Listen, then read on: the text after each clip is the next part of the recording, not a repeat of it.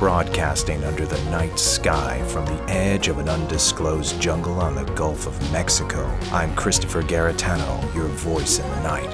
For the next hour, allow me to be your guide into the bizarre unknown, the fantastic macabre, and together we'll journey to that borderland between fiction and reality, a place beyond all rational explanation. We are now off to the witch.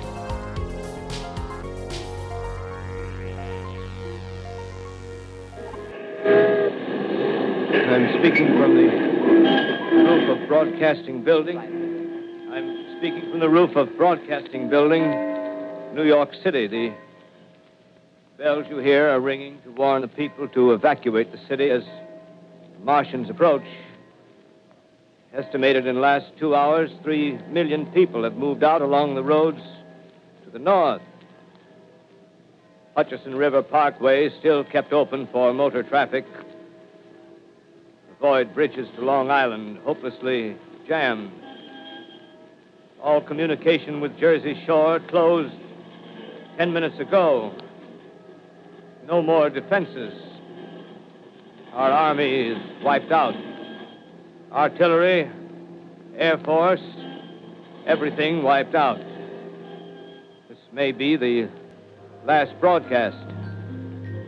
We'll stay here to the end. That was from the classic 1938 Halloween Eve broadcast of War of the Worlds. The mighty Orson Welles and his Mercury Theater performed it live on the radio. Welles, the sly genius prankster, understood that its duality would work both as a fantastic radio play as well as the greatest Halloween trick. But the effect to those not privy to the H.G. Wells alien invasion novel assumed it was an authentic extraterrestrial assault on planet Earth. The reaction to the broadcast sent a shudder through various minds and communities that we were in a state of trouble that could only be dreamt of in folklore and fiction. Tonight's conversation is with a guest that believes in the supernatural, but also believes that perhaps we're under the spell of the most elaborate hoax ever played on the human race. We'll discuss this topic after a commercial break.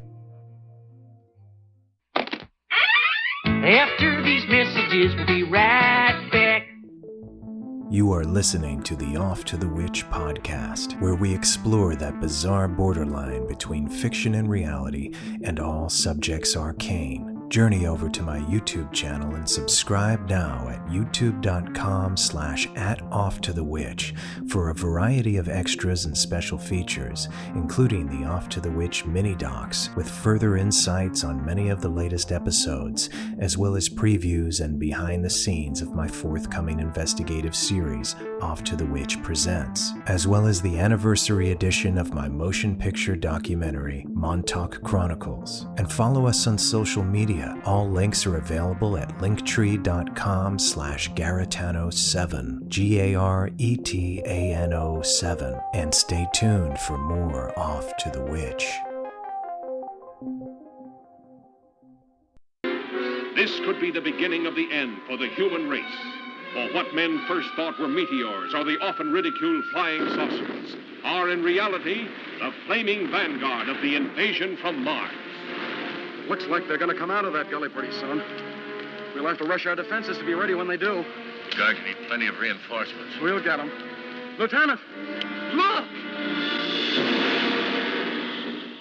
They slash across country like scythes, wiping out everything that's trying to get away from them. That explains why communication is cut the moment their machines begin moving. Montreal's blacked out. Nothing more's come through. Same thing that happened on the Pacific coast. Anything from them yet? No, Mr. Secretary. We've had nothing from San Francisco for over 5 hours. The nations of the world mobilize their armed might, rushing to defend the Earth against the unknown weapons of the super race from the Red Planet. Is there nothing that can stop the Martian death machines? Guns, tanks, bombs. They're like toys against them. We know now that we can't beat them.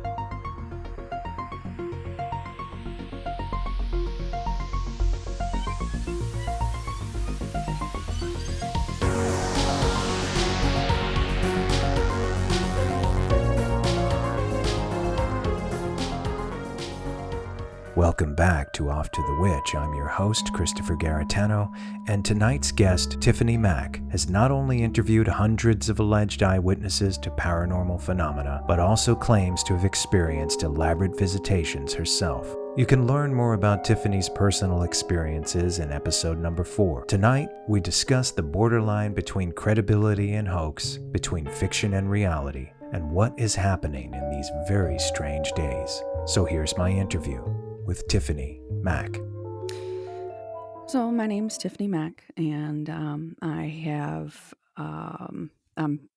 45 years old, and I have had many experiences throughout my life that would be considered what us weird folk called supernatural experiences, or even potentially experiences with extraterrestrial intelligence and even some UFO sightings. Most of my experiences didn't start until I was pregnant. I did have some experiences as a child that would be considered maybe more spiritual or related to what we consider to be ghosts. Um, and you can look at some of my podcasting from the past. I've been sort of out of commission for about 2 years, but there have been a few shows that I've done concerning some of these experiences in more depth than probably what we need to go to today. So, um, but I will explain a little bit. So, one of the first experiences that I had was when I was probably 5 or 6 years old. And, I've discussed this a few times before, but um, well, I have a very large family. I have a lot of women in my family. We have very uh, close knit women, and us being uh, more of a religious nature, we have a sense of a I guess I don't want to say we're closer to God because of our religion, but I do feel like when you have that faith in the supernatural, when you have that faith in an eternal being or a creator, it does allow your mind to accept things that um, you may not want to share with your neighbor. There's certain things that happen in your life that are very disconcerting, and so you keep them private. So a lot of times throughout my life, the women in my family, my mom, my aunts, my grandmother, my cousins, I would have to look up the list, but I think I have something like um, 50 first cousins, and I think there's 37 on my mom's side alone, and most of them were girls. And we all tended to have the same sort of, I want to say that we have sort of a sight. We listen to our instincts. We listen to that little voice in the back of the head that says, you probably shouldn't do this today. Something's going to happen. We always listen to it.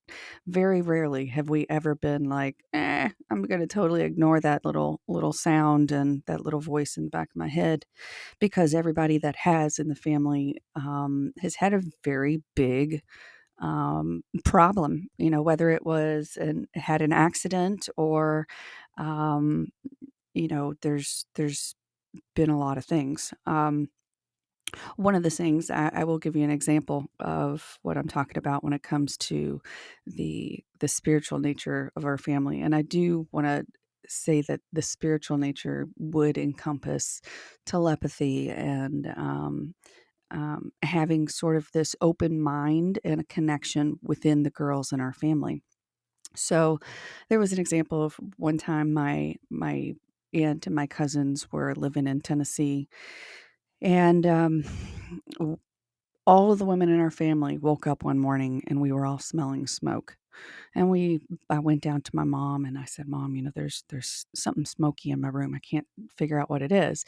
And then we walked around the house and we could smell smoke everywhere. So of course we get, the fire department and electricians and, to come out and check it out. Well, for 3 days, we all smell smoke. My aunt smelled smoke in their houses. My cousins smelled smoke in their houses.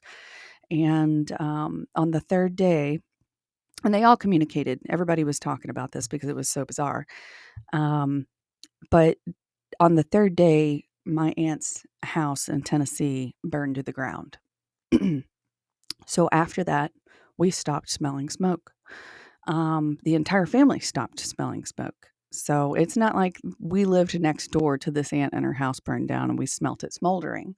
This was a different kind of, it was like a warning. There's something that was giving us a heads up. Something bad's going to happen. It has to do with smoke. Figure it out. And I feel like we had 3 days to figure it out. Of course, how are you going to figure that out? So that experience alone really created an interest in the paranormal for me. Um, it didn't. I didn't really do anything with it. I just listened and had this relationship with that inner voice and understood maybe my senses are a little different than everybody else's. Or, when I talk about children, a lot of times I feel like they're not filtered psychically like we end up doing to them over time. Like we tell them things. Oh, there's nothing in the closet that you're scared of. There's nothing in there. There's no monsters. But essentially, there may be something. So when we tell them over and over and over and over and over, we just instill that there's nothing going on. I think eventually we just start to ignore all of those signs that are probably meant to help alert us and build a consciousness with the world around us. So, okay, and that pertains to a lot of the questions and discussions I'd like to have today with you. Is that for so long, because we're around the same age, when we were growing up and previous generations were growing up, especially from the 20th century on, people were mainly taught that psychic experiences in the supernatural, were isolated to fiction or fable or very sparse eyewitness accounts, a lot of which were credible. You heard stories from presidents and Air Force pilots and people that, even astrophysicists, that all kind of claimed very similar things to what we're all discussing today and what our interests were when we were children. However, we're at a place right now in the world, currently, right this second, where it's almost encouraged to think of the most elaborate, outrageous, fictitious, synonymous with fiction thing and call it real. Just last week, there was a report in the news, I know you heard it, that there were 10-foot aliens walking around the mall in Miami. Normally, some years ago, people would have just been like, not a chance, and no news stations would have ever reported this, no matter how many people said it, right? But now, it's commonplace and it's of the zeitgeist. And in the last year, less than the last year, I've heard what seem to be sound-minded grown men and women telling me stories of werewolves and monsters and goat creatures and all kinds of things that are out there that were isolated to fable and fiction growing up. Now, I'm not saying they're lying. I'm just saying there's something odd collectively that I'm noticing, and I'm not sure. And today's about opinions. What do you think exactly is happening of the time right now that's allowing everyone to feel comfortable telling these stories, or that they're seeing these things? Well, okay, so now you're going down a new path of interest for me. Um, I over the past few years since I've been married to Brent Sipley, he's a professional aviator. He's been a pilot his whole life, and he works for a fantastic company. He's got a great career. Um, but his interest has always been Bigfoot. So throughout the past 5 years, I've been to a lot of Bigfoot events, Bigfoot conferences, expeditions, um, along with other cryptid events and Of course, those they bring in the dog man. They bring in not just Bigfoot. There's skinwalkers and wendigos, and of course, you go down this long, dark path of mythology and strange stories that have been going around for 1,000 years. One of the things that I saw recently, and this is something that you and I discussed momentarily, but I'd like to sort of reiterate the fact that it's not just uh, UAPs and UFOs and aliens right now. There are a lot more people citing strange things that have been, only in horror books that like you said.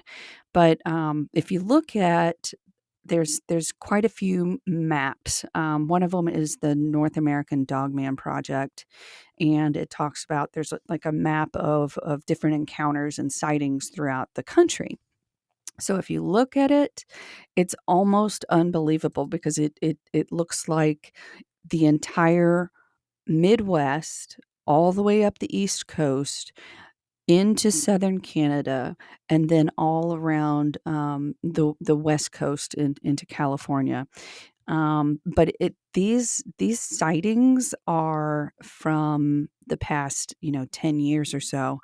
Um, and what it says to me is that people are waking up. They're not being blinded by um, everyone saying, "Oh, you're crazy." Now people are coming forward and saying, "No, I've seen something." There's more and more. I wouldn't say physical evidence, but there are more videos of these creatures, and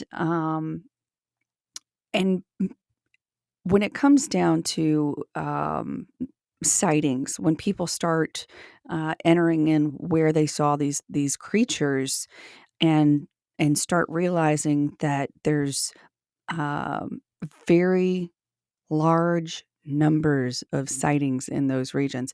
It makes you wonder what the hell is out there that they could be seeing that would be described as a dogman. A dogman is considered to look like what we call a werewolf, or even a mix between some kind of large canid and a Bigfoot. There's nothing on this green earth that I have seen that I could misidentify as a dogman or a Sasquatch. I really think that they're very distinctive, and I don't think that people could misidentify anything like that for a coyote or, a bear.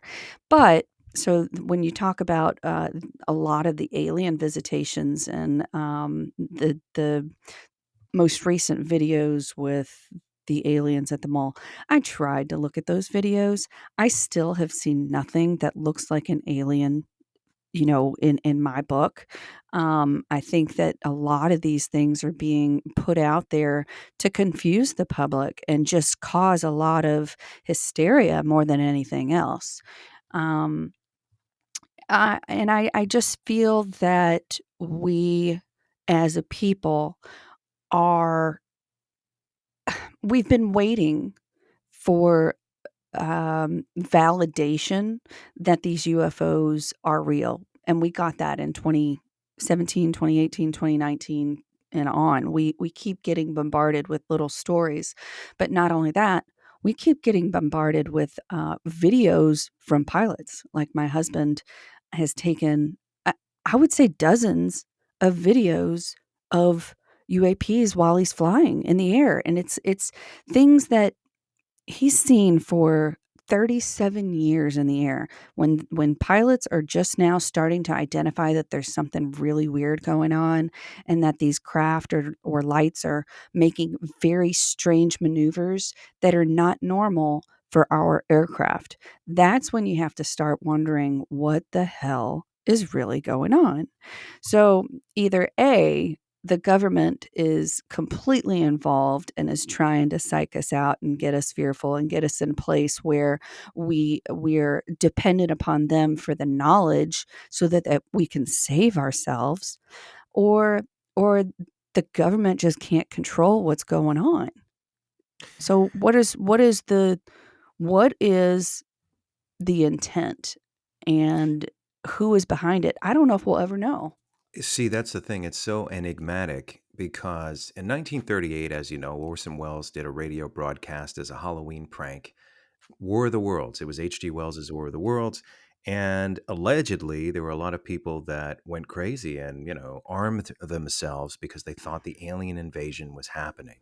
Yeah, people are So, doing that now. correct. That's the thing. And that was predicted as something called Project Bluebeam, right? Where a lot of people's misconception is that it would just be holograms in the sky, but what I think it is an effect on the consciousness. Blue beam is an effect on the consciousness, and it's working. So news reports coupled with credible reports, like your husband had witnessed himself and many other credible pilots and military personnel and astrophysicists throughout modern history have seen these things, and regular people, right? Everyday citizens like you and I have seen these things. Okay, you saw something anomalous, but now you have these other very sharp-eyed, credible people like your husband have witnessed these things, and we should listen. Well, That's yeah, I mixed mean, with you the crazy stuff happening at the Miami Mall. right. Well, and the thing is, you've got to understand the importance of a strong witness. Um, when you have people on crack reporting that they're seeing um, crazy things, you're less It's likely time to to listen. believe them. Okay, no, it's time to listen. Yeah, no, but I mean, you do have to take the reporter or the reporter into account, the person who is reporting the event, and I've done, I don't know. Um, a couple hundred, 300 interviews over the past since 2015. Um, and I would say that 80% of them, maybe a little bit more, really did believe what they saw. Um, and really were completely convinced. There were some that I interviewed that I would be like, "Oh my god, I don't know if I can get through this because I don't believe a word that is coming out of their mouth."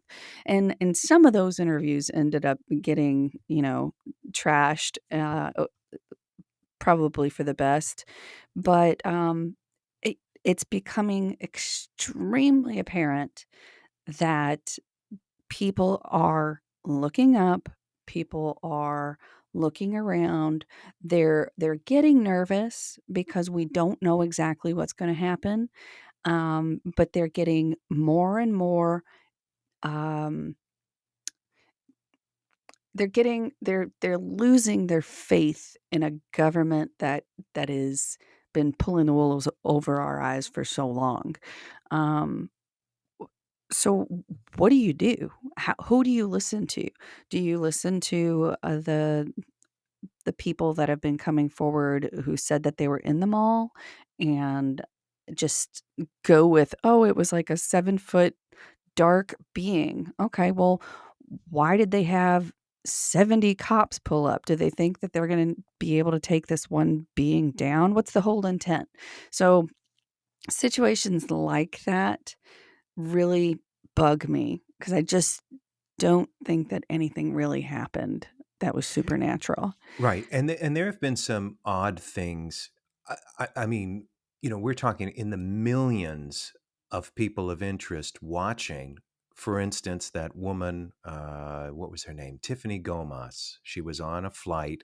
She claimed she saw something. She claimed the plane was going to go down, that everyone was going to die, and that something or someone in the back was not real. We all saw that, listened to her words. Then later she denied it and said, I didn't see anything.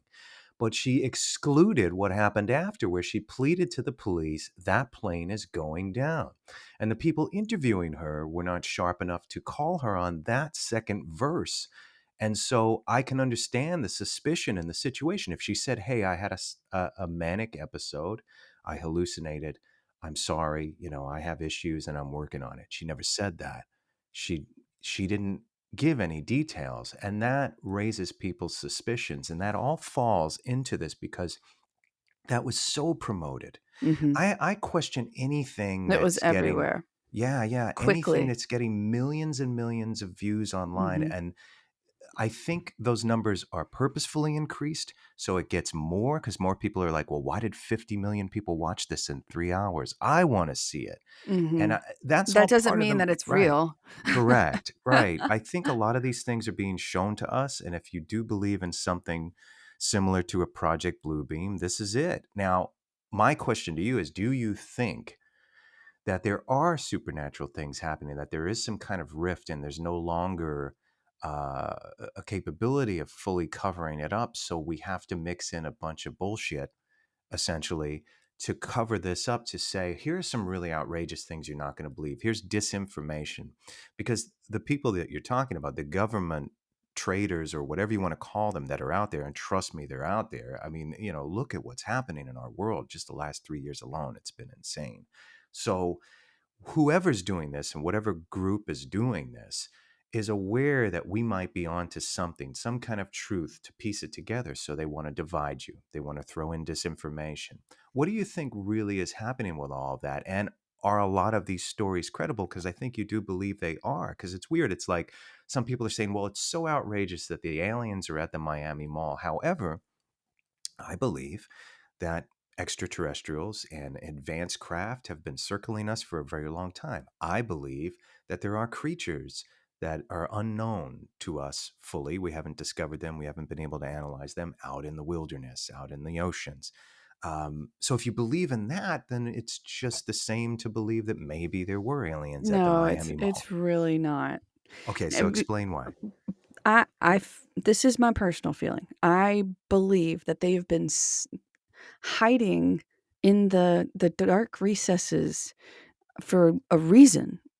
Everything that we do, if we can't control it, we try to kill it. Um, and when it comes to the government, the military, I worked with um, the military for a few years, and I worked on two different bases.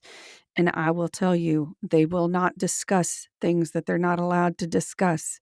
So if you're told this didn't happen today, if you say it happened later, you could be brought up on charges. So the people that are coming forward and they're saying that they're from the government, or uh, you've got to be very careful with your source. um, I have, I still have, people that I know that are active duty, and I have met people within Space Force, and believe you me, they will not say a damn word about the job, and they will not uh, e- offer up pieces of advice on this. So the people that have received this information, it's very hard for me to to believe everything that they say, because there's got to be a reason for them to come forward and say this, and this is not for the good of all people. I think it's part of an agenda.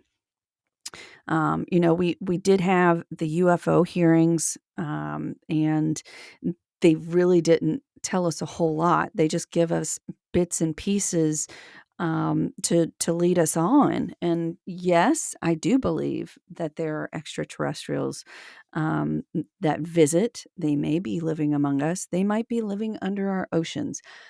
Um, but that I really don't think that they're gonna come forward. I don't think they're stupid enough to be caught on video, and I think this is just, distraction for what's coming. We've had a few bad years when it comes to, politics. And I think they're using it as a distraction to keep us from focusing on bettering our country and bettering our communities. Um, so it's been tough, and it's sort of sobering, because I have been invested in this field for so long, and I do want to see the information come forward. I would love to have that validation, saying, for the past 400 hours of my podcasting on UFOs, aliens, supernatural, ghosts, all the paranormal. I would love to have that validation and have someone say, or just have myself be able to go, oh my God, I have 400 hours of people telling me about their mysterious adventures, and I can put that out there as almost truth. If I could share that and know that these people have honestly had these experience, that would be wonderful. But that's what we do as um interviewers. We listen for the pieces of advice or pieces of information that really do resonate with our truth center. So I think I think a lot of it is disinformation, um, and that's what's been giving me a hard time over the past few years.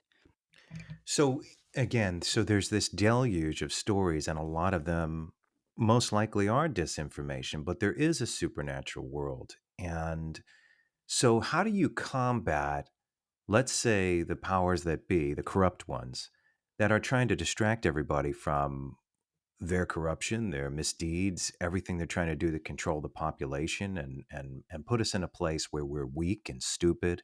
I believe that's happening. I've observed long enough to understand that's what they're doing. And it's from an old playbook, so it's nothing new if people read enough. But so many of the things that are out there, I mean, even like certain celebrities being, I think anything being held up in front of masses in the limelight, question it, don't follow it, don't absorb it, be careful, because they're doing this stuff on purpose. They're in control of those algorithms, by the way. So they're allowing these things to be seen and absorbed in mass amounts. And then I look at this stuff, even in the world of the paranormal, and the bottom of the barrel stuff. I mean, like effortless, no imagination, no credibility. They're being held up at the moment, but I think the pendulum's going to swing in the other direction. And if you can imagine a better world, and what you were just talking about is kind of pull back and regulate. These stories are so fascinating to us, and it allows us to peer into an existence and a reality that we fully don't understand. And it's cheapened and dissipated and watered down by the current effort to distract people, because it's mixed in with the supernatural. What was it? Carl Sagan, in his last book, talked about this time period, and it hadn't happened yet when he wrote what was called a Demon Haunted World, Science, A Light in the Darkness. It's something like that was the title. But one of the verses in the last uh, chapter of the book was that he predicted this current time. He said that people would be turning to fable over science. They would be turning to all of these things in abundance, as opposed to paying attention to all the hard work that went into deciphering things. And that is probably an effort to confuse people, because science is coupled with the supernatural, especially in quantum sciences, especially in analysis. All of these things we need to rely on. It's important, because otherwise it's going to go off the rails. And, I mean, you can say anything. You could say, I was walking through the woods and I had a fight with a cabbage person to the death. And there's going to be people that are going to believe you now. The cabbage people are real, and they're out there in the woods. Yeah, I see where you're going with this. And I agree. Not everybody that listens to these have a functioning switch that allows you to understand what's bullshit and what's not. So you could put pretty much anything out there, and nobody can dispute it if it's my truth. So I guess that we're still taking large steps through swamps. We're going slowly. We're not getting anywhere fast. So when they start putting these videos out and it starts getting onto the news, it really makes my bells ring in the back of my head. It really does. I'm like, I'm not sure if I believe this. And I think that my skepticism comes from a lot of experiences that were in the dark, things that were hidden. This is not something they're not coming out and meeting kids on the playground or, I mean, of course, I guess I can't say that since there was the South African UFO landing and all of the kids saw it. So okay, I take that back. Right. Okay. So, all right. So here's with the a other few examples that go against it. How's that? right. And that's and that's why it becomes such a difficult thing for me, because it's so enigmatic that I'll sit here and hear a story and doubt it, but then again, it will raise a more credible story from years Exactly. previous, or someone else that I do believe Yeah. is telling the truth, that they have credibility and they wouldn't lie about something like this because it's only going to hurt them. Um, However, as a test, you could go under an assumed name, hoax, the rise of the cabbage people, and I'm telling you, there'll be a cult of people online that are like, yeah, I believe this. I believe this for real. So you have to be careful. That's why we have to reel it back. And I think folks out there that are doing interviews, and I've done a few myself, I'm open to any story that you have, but sometimes, very rarely did I have someone on the show where I'm just like, you're just making it all up, aren't you? Like, Yeah. And there is a there's another aspect of it. So people who have these personal experiences, and not, like I said, I call them visitations because I think that there is some kind of physical entity that can come and visit. But so I was reading, this is a book I've had for years. It's called How to Talk to an Alien by Nancy DeTutre. Um, but it says people who got telepathic communications from ETs will often refer to them as downloads or are prompted to record them as channeled writing. Aliens are adept at manipulating the human brain in a number of ways besides telepathic communication. Um, so what bothers me is that, with a lot of these people who've had visitations, it's very unclear. When they wake up, they don't really understand what's happened. If they were conscious and awake the whole time, they then question their sanity. Um, and and like I said before, when you have an experience and you have a partner in your bedroom and you're looking at something or thinking that you're looking at something and the other person can't see, that was always a part of me that caused so much confusion, and it can actually fracture your mind to some level because when you think about a physical experience. That means that you can hear it, taste it, touch it, see it, smell it, whatever, right? And if you have a person sitting next to you in bed and they can't see, touch, hear, smell that. So these are experiences. Are the aliens actually turning one of us off or activating somebody's brain and deactivating the other so that they can have their little interlude or what? And that's always part of the problem with communication, because the whole point of having another uh, civilization communicate with you and have any kind of contact is so that you can learn about them, that you can learn something from them, or they can learn from us. And there's got to be something like that at the very bones of this topic. And if there's not, then what the hell's going on?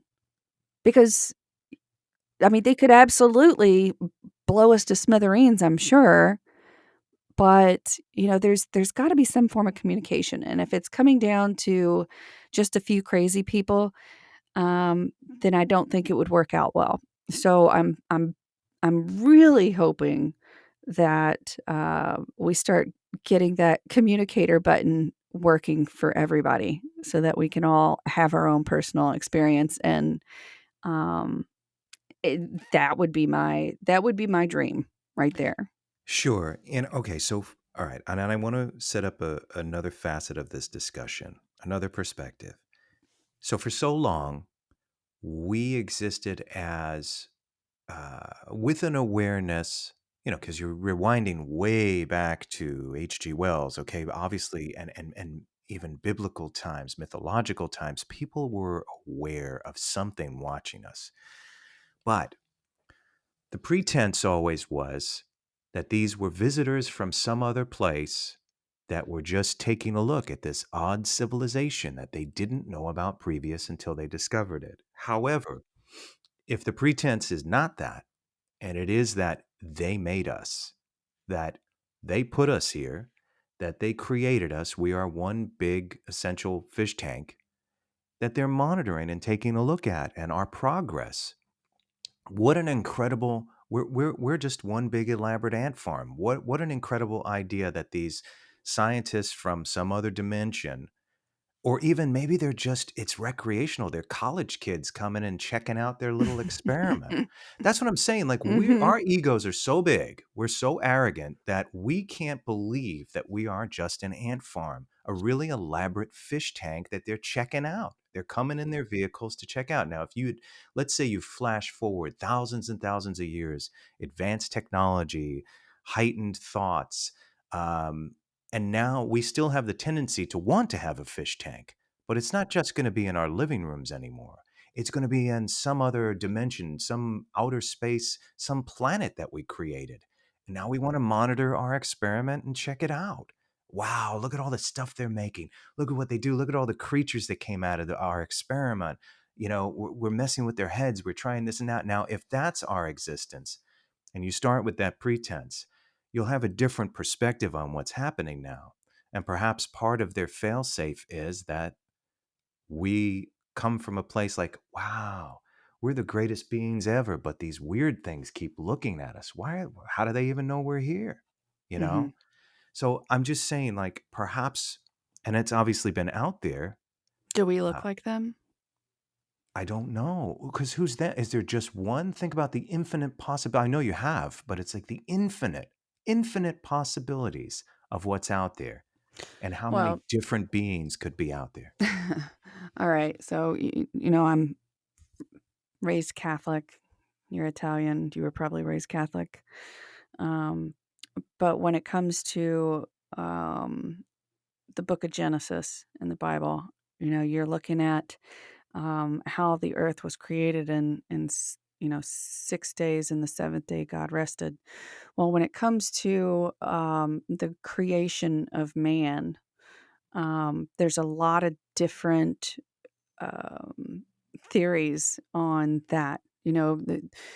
Men were the ones who wrote the Bible. Men are the ones who edited the Bible. Men are the ones who pick and choose what applies um, for their benefit politically and, just, you know, communally, I guess. But the thing that it said was, we will make man in our image, and then we will make woman in our image. So, you we're only getting a portion of an actual history. And with as descriptive and laborious as numbers are, and all of these other portions of the Bible that mean absolutely nothing to me. But when it comes down to that, the creation story does not explain who the creators were, what they looked like, how many creators there were, where, and those are the questions that have always sat and made me ponder um, that part of it, because I am a spiritual being and I do want to know where we came from. So I think that what you're saying is, yeah, I would love to see my maker and see what they thought about what's going on the planet right now. I really don't think that we're in a good stage of life. Yeah, we have a lot of luxuries, but we're ruining a lot of things. Um, I, I sometimes wonder about the elites and what's happening with COVID and these viruses, and is the intention to get rid of most of the ants? Is it something that is really? Um, I wonder if they would be happy that we're trying to kill off half the planet. Are they coming because of that? Are they coming to check on us? Are they coming to see if there's anything that they can do to intervene?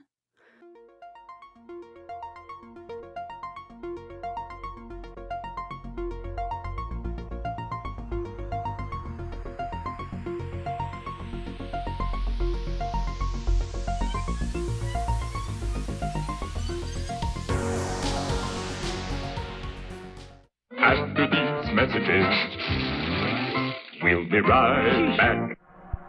There are those who say that this quiet town holds many secrets. Legend has it that beneath this very tower, a dark force had its eyes set on the children. We were told that what was going on there was for the benefit of humanity. What would you say to the people who say, well, all these children were kidnapped and murdered and you were a part of it? What would you tell them? I did approve of it, but there was nothing I could do about it. They wanted a large number of programmed boys to be used for mind control operations. And there are others who say it's still happening to this day. I don't know, I for myself find it a little suspicious that all the evidence has been conveniently destroyed. Let's put it this way.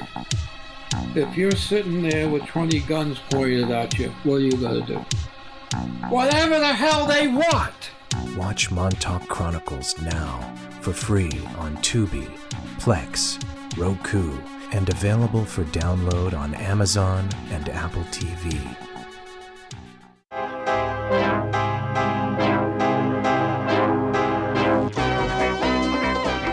This series presents information based in part on theory and conjecture. The producer's purpose is to suggest some possible explanations, but not necessarily the only ones, to the mysteries we will examine.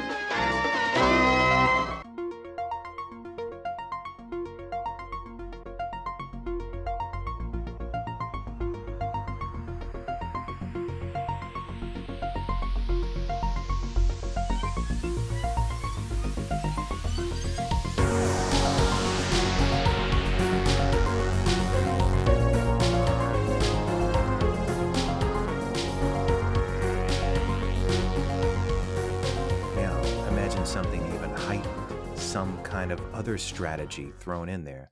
Perhaps they put us in a situation to see if we will rise to the occasion to eradicate the problem. Or just say screw it and lay down some nukes and be done with it. Well, maybe they want to see what we would do. Humans don't realize we have the same tendencies. We mess with animals, we kidnap things, we destroy the lives and manipulate their habitats of genes. creatures. Yeah, we do a lot of horrible things, just like the aliens allegedly do to us when they abduct us. Wow, who are we mimicking? Think about it. The technologies. We want to fly. We want to build computers. Oh boy, where did that come from? Right. The inspiration had to come from somewhere. Yeah, we might be avatars and vessels. I mean, there's so many other possibilities, and that's the thing. If you can expand your mind and open to it, many of us are open to it, but I'm open to more of an elaborate strategic experiment that we might be like, okay, let's see what they're going to do. We're going to introduce a problem. Let's see if they can rise to the occasion and conquer it.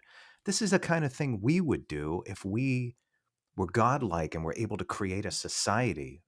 We would do it. We monitor ants that way to see what they're going to do. We monitor other creatures in artificial habitats to see what they're going to do. We're continuing to mimic our creators. And I'm not doubting a spiritual protector. I think that exists. I don't think that the universe is trying to destroy us or hurt us. They say that old saying that God works in mysterious ways. Well, that's Mhm. true. Mhm.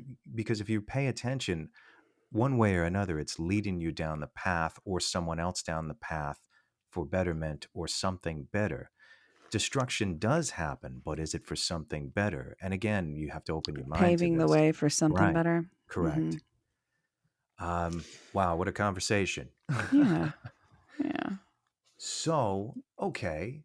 And we are, like a lot of people believe we're at end times right now. I don't. Mhm. I Mhm. think we're being tested for sure.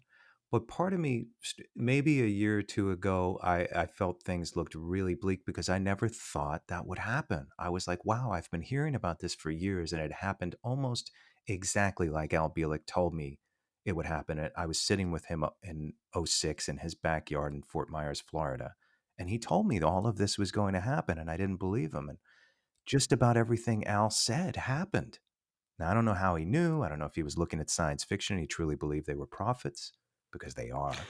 Yeah, but Al Bielek said that he was given information also, and, through, was it remote viewing?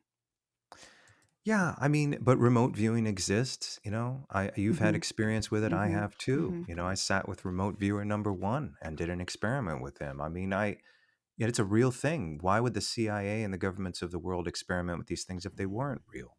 Mhm. They're just kept from us, and that's why it's for entertainment purposes only. That's why it's encouraged in a lot of film and story to keep it in that realm, but now it's spilling over.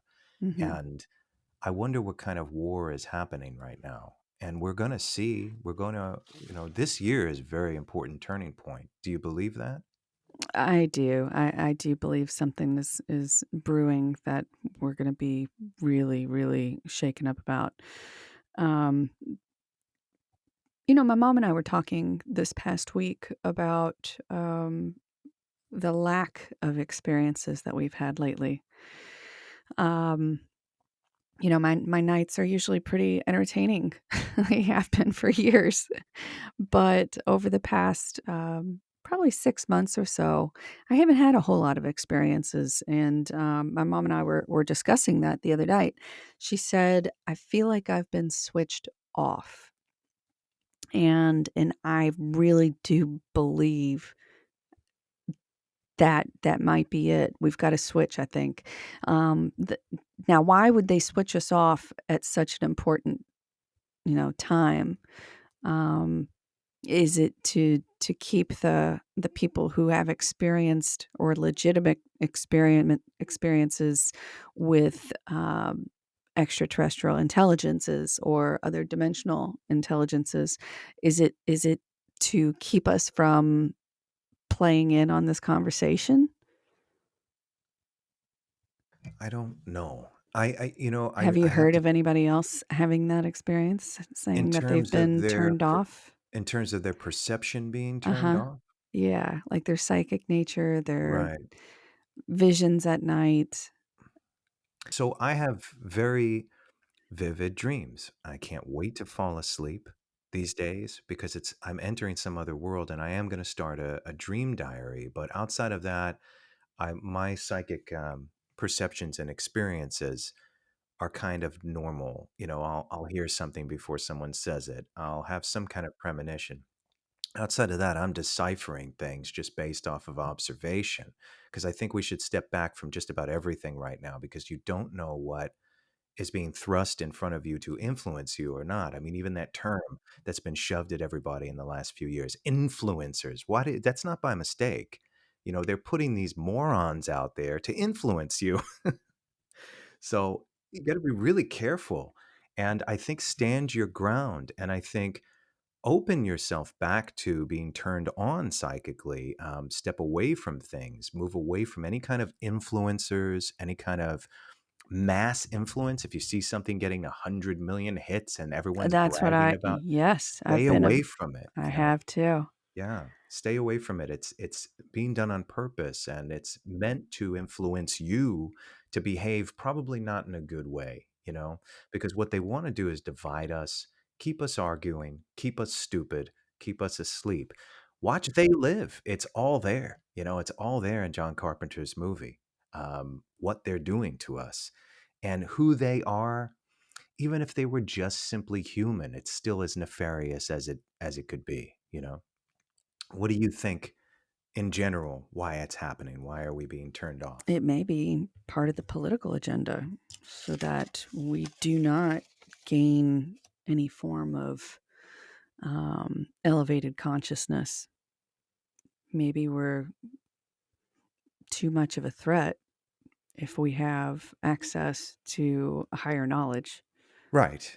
And they've always thought that way. But there's got to be, okay, But for the if you could think on your own, you can be considered a threat. If you don't have a mind of your own and you listen to all the bullshit and you get all crazy and worked up every time you turn the internet on and you get onto all of those social media platforms which brainwash you into buying the next hot medicine or the next hot lipstick or pills or whatever. They really want us dumbed down. If you've noticed, every damn commercial is a drug commercial. And there's a reason. They're trying to get you hooked on pharmaceuticals.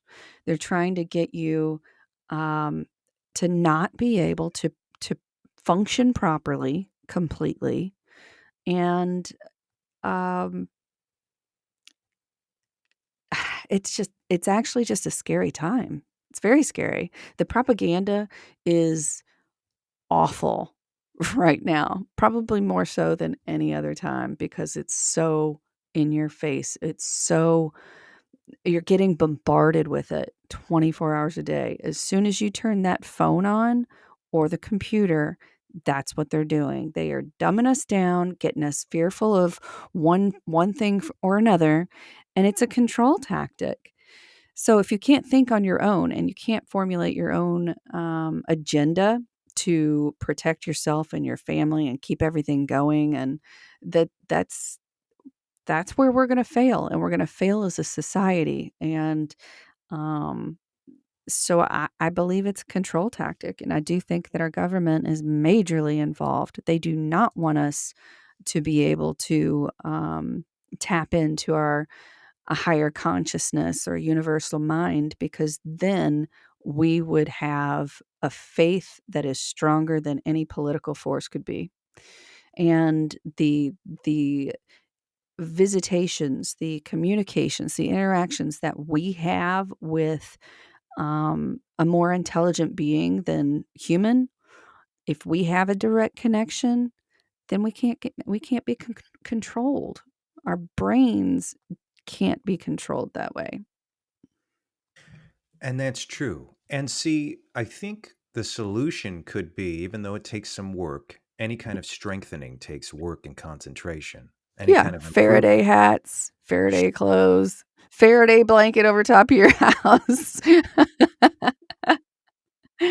How about diving back into more pure wells? In other words, okay, so I use that term a lot. Go back, read read books from previous decades. Okay, go back and watch movies from previous decades to stimulate your mind. Ingest historical records from previous decades. You'll start to see your mind and feelings improve, because right now Mhm. there's a heavy influence. So if you are listening to any of these morons they're parading in front of you, your mind is turning into melted butter. It's Yeah, not it's working. mush. Yeah. And so don't reject everything they keep throwing at you.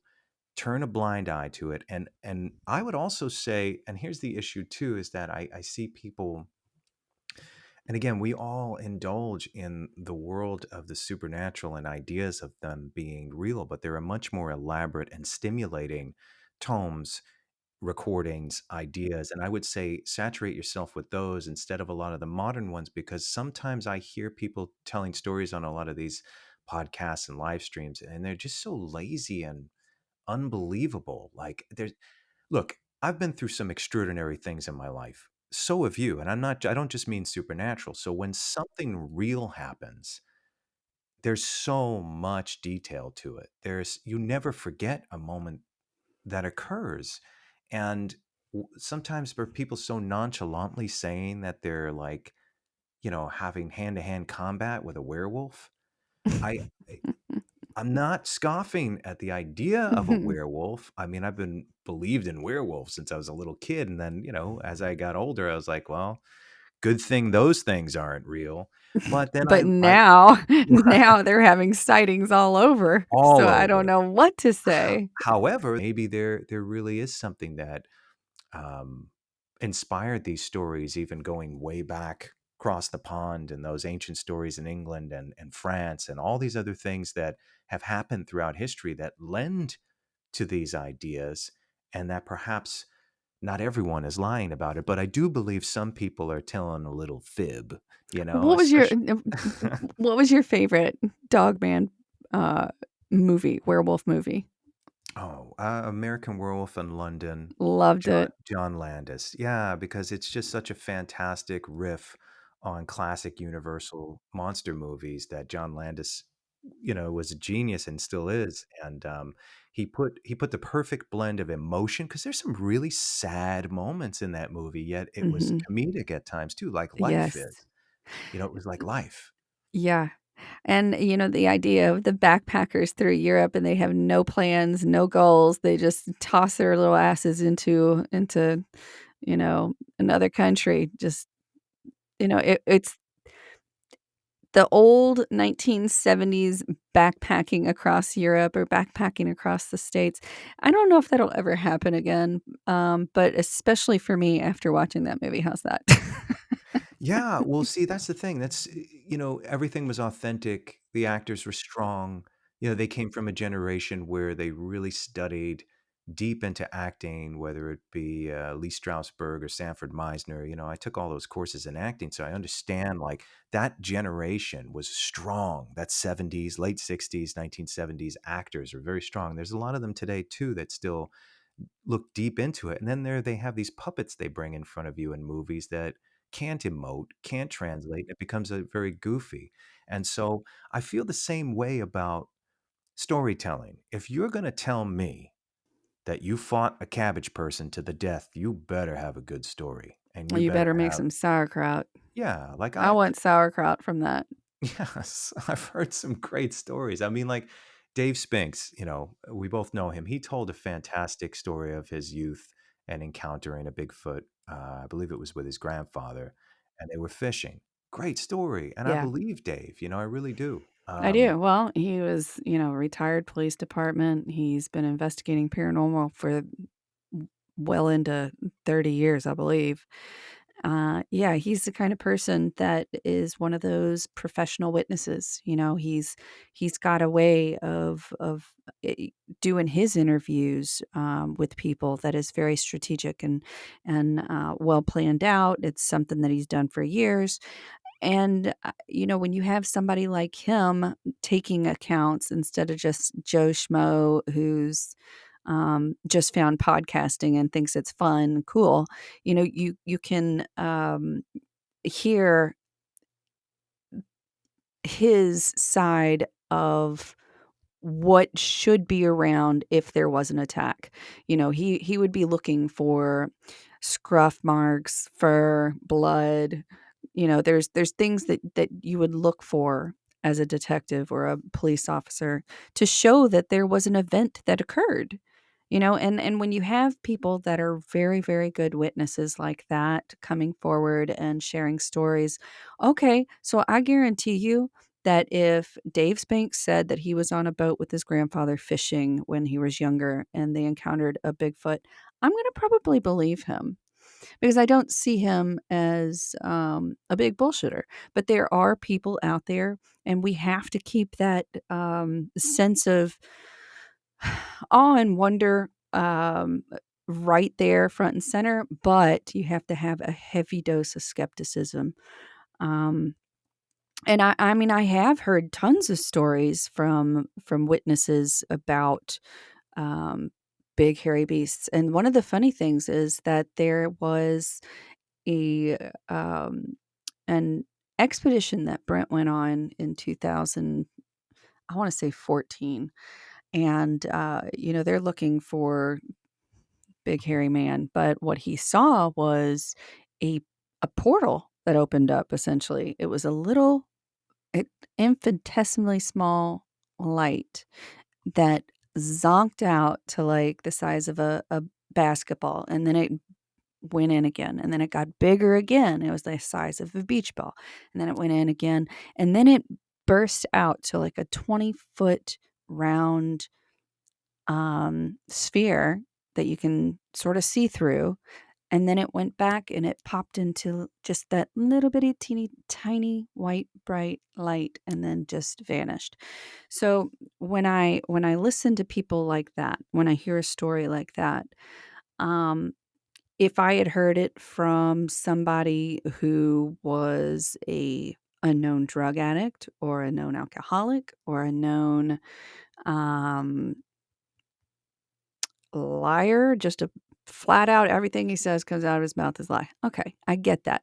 But when somebody is level-headed, doesn't do drugs, doesn't have any um uh, uh, any incapacities at all, then I have to believe what they said they experienced.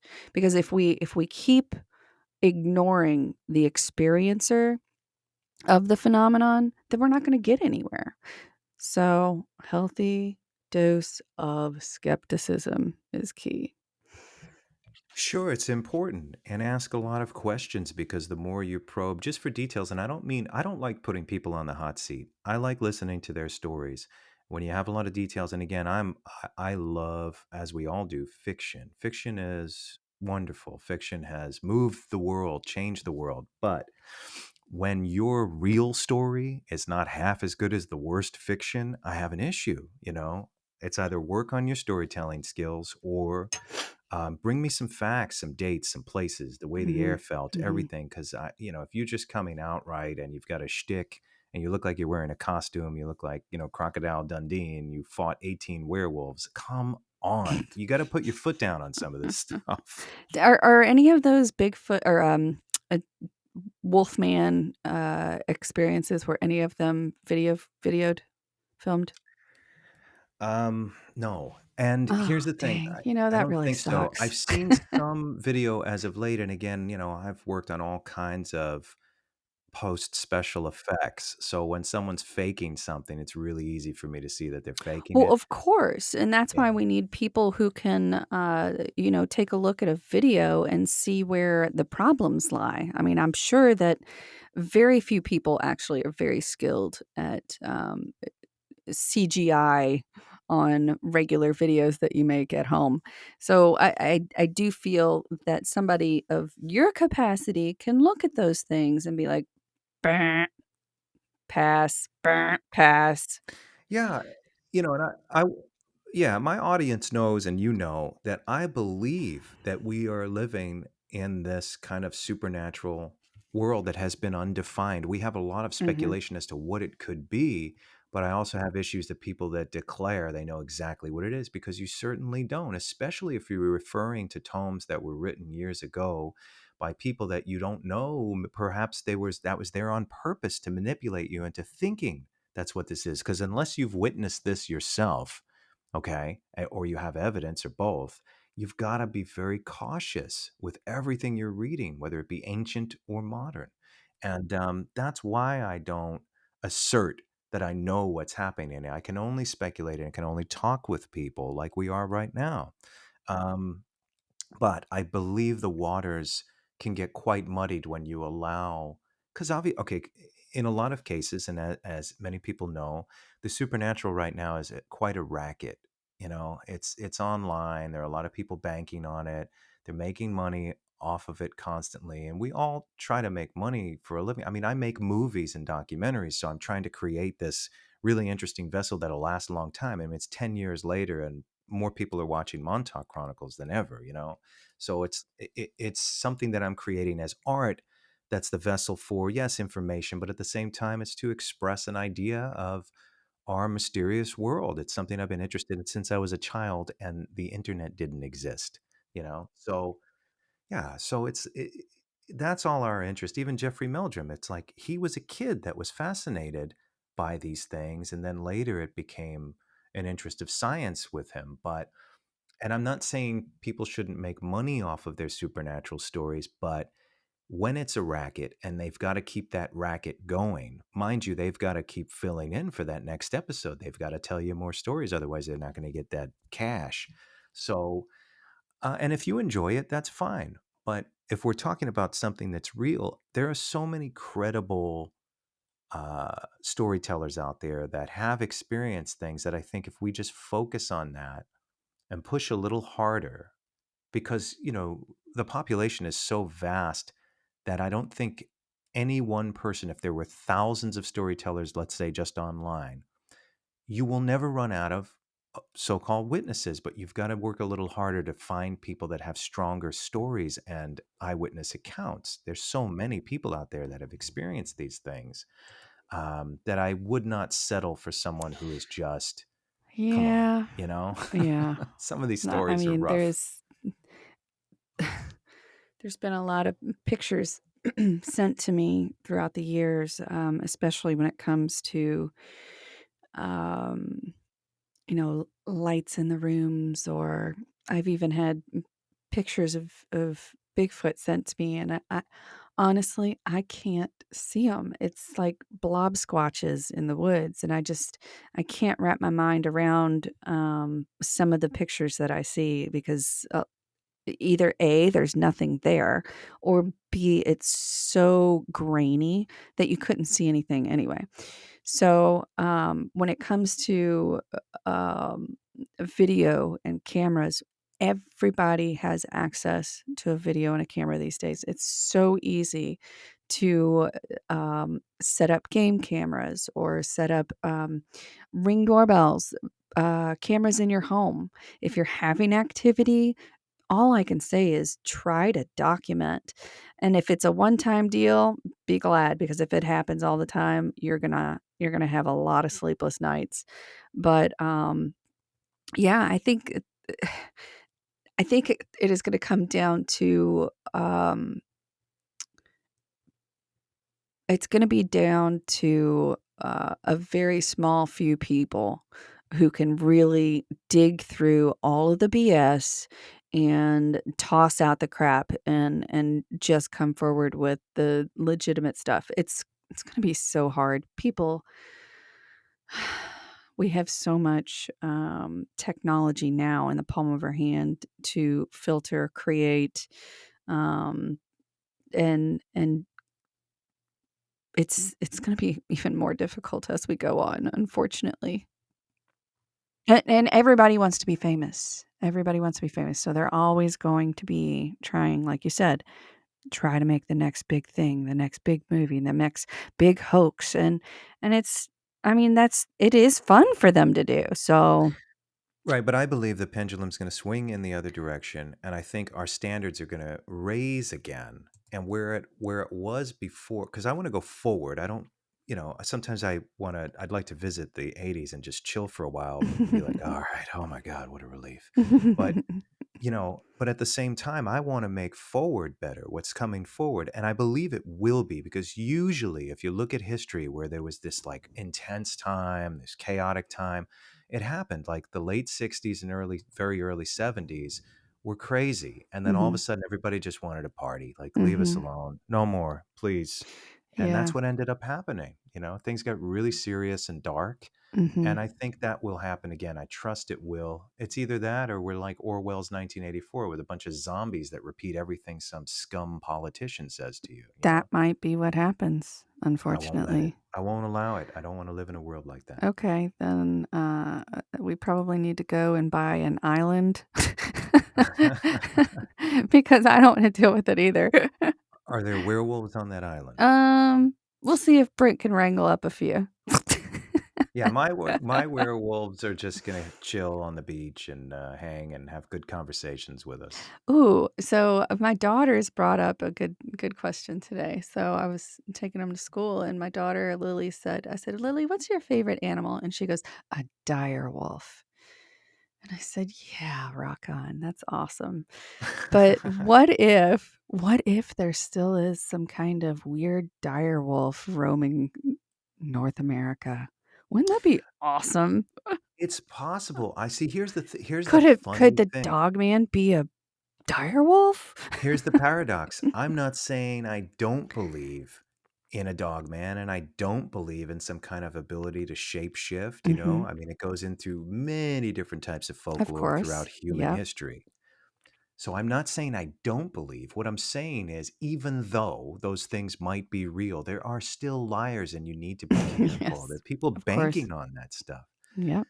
So, and again, there's so many more interesting stories out there, and that's why when some people say, like, you mentioned that there's a Bigfoot out there or some other odd type creature that we have yet to really discover. All you have to do is look at what we already have. I mean, there are worms in caves in South America that are infinitely more elaborate, and that if didn't exist, I explained to you, you'd be like, they don't exist. And I'd be like, no, they do actually. We have samples of them. So it's not that far-fetched to believe that there could be a Bigfoot out there, but then it gets into and I just wanted to talk about this before we go into the last section.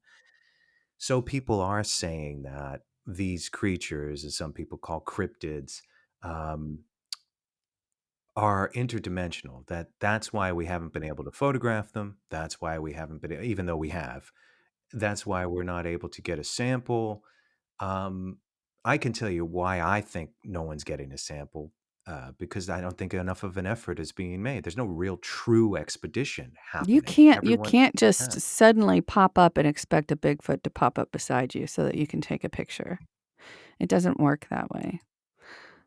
You know, if it is a flesh and blood creature, I'm sure it does have, um, habitat range. I really don't think that one area could support more than one Bigfoot for very long because there's just too many people these days. Now, if you're out in, say, Wyoming or I don't know, wherever, there may be a larger habitat with less humans, but I think they try to steer clear away from us. We our habitat and their habitat are not the same. So I think that it's very difficult. And one of the things that a lot of Bigfoot researchers like to bring up is that many people who go out and hunt for Bigfoot, they don't go far off trail. If there is not a trail in the woods, they're not going to go. It's too difficult to get into most of these areas. And typically, any hiker is not going to go a mile off trail. So, where do you think these guys are going to be? Do you think they're going to be walking down our trails to run into us? Or do you think that they're going to be further out in the woods, in the wilderness, and stay away from those trails for the most part? If it's an animalistic creature, it would be smart enough. How many coyotes have you seen walking down a path on your hikes? I haven't. I've heard them leaving the den. Okay. Heard them Okay. screaming and leaving the den in northern Michigan, and I Okay. have a little documentary coming out soon that actually shows that moment. Okay. Well, we know that there's coyotes everywhere, but you Right. don't see them often. Now you can hear them and you can know that they're here, but for the most part, I don't see them. So, and I know that they're all over the place. So that's, sort of the predator's instinct is to stay away from humans because we're bad. We kill them, we shoot them, we chase them off. They're not stupid animals. This thing has to be at least as intelligent as a human to be able to stay away from us and keep hidden. I agree. And also, if you want to say you're going to run some kind of expedition to prove whether this thing's coming out of a portal or not, I would say consider first that it's an elusive, conscious creature, much more intelligent than a deer, okay? Of course. And deer are even hard to find for seasoned hunters sometimes. You So, just need to come to my backyard. I had 13 of them staring at me yesterday. oh, I've seen them too, but I mean, in hunting season, when they're searching for a buck, I know hunters that have gone out and be like, I haven't found anything. Yeah. But so imagine, and I know you have, Yeah. this elusive hominid that purposefully controls its population, that's aware of us, that might even be as intelligent as we are, Right. is staying away. Yeah, but large predators also they have limited numbers in their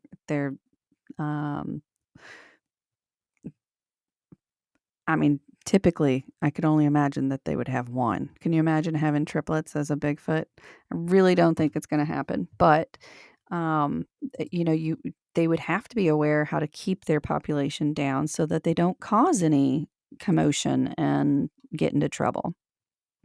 Sure, sure, and they might have a long lifespan as well too. So, um, but I believe they exist. I mean, there's people all around the world and throughout human history that have seen them. And if we look at, fossil records of things that are very similar, it exists. Right. Obviously, there's something out there, right? Well, I mean, you have thousands upon thousands of eyewitnesses, and in any court of law that would stand up.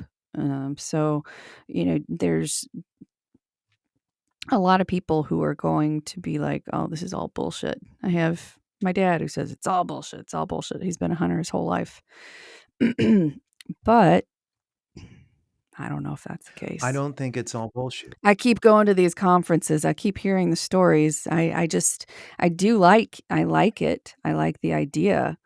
And I think that we will get our answer at some point, but are we going to get the alien answer No, first? well, we've got to avoid the guy that goes to a conference and says, I saw Bigfoot driving a Cadillac in the middle of the woods with 2 cabbage people in the back seat. Like that's where we need to, you just be like, enough. Oh, shit. Cabbage people. That's it. I'm making sauerkraut for dinner. So on that note, all right. So on our way out today, I really appreciate you doing this today and having this conversation. And I think it's something that's on the audience's mind as well.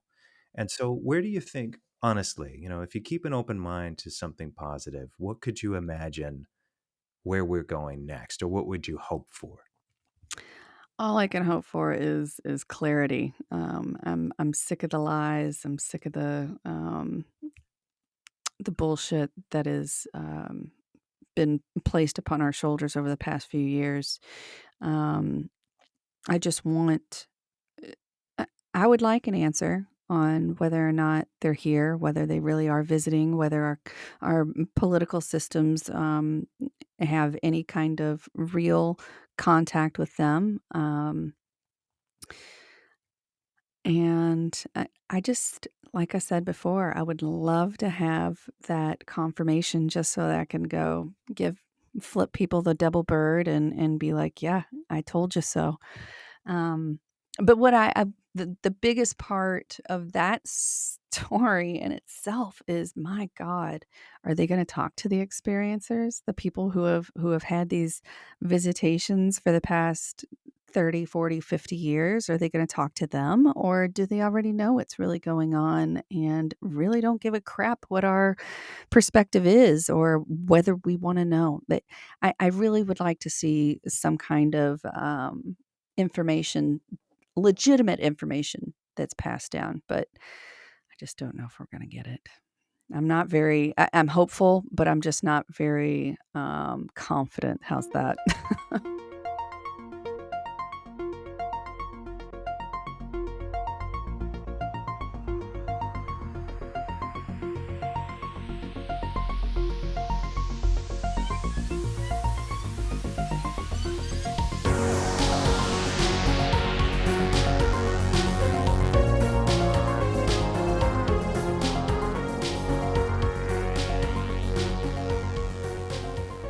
Welcome back to Off to the Witch. I'm your host, Christopher Garetano, and I want to thank you for joining the conversation tonight. William Shakespeare wrote in Hamlet a great and truthful verse. There are more things in heaven and earth, Horatio, than are dreamt in your philosophy. It refers to the confidence asserted by Hamlet to the gravedigger that anyone who claims to have finite knowledge of our existence is for certain a fool. Until next time.